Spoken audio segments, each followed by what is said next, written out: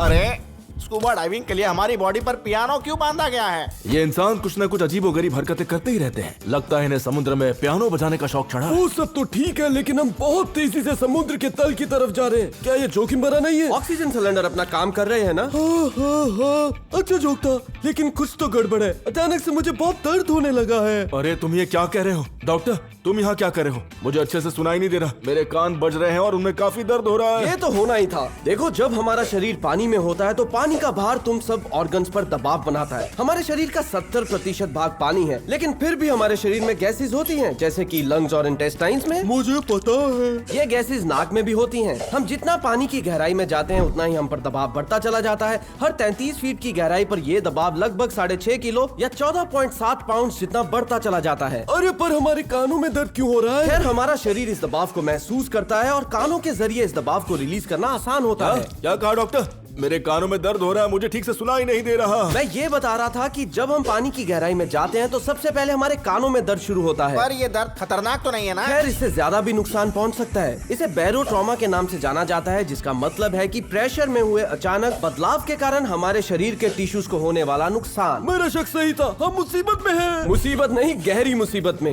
ये सही नहीं हो रहा।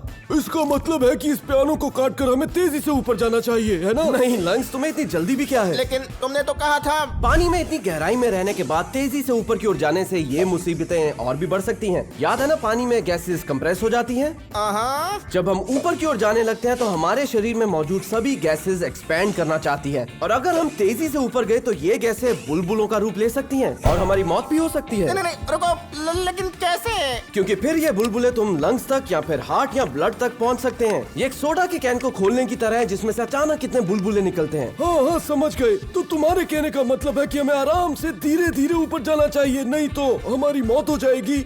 मेरे कानों में घंटियां बज रही है, मुझे कुछ सुनाई नहीं दे रहा।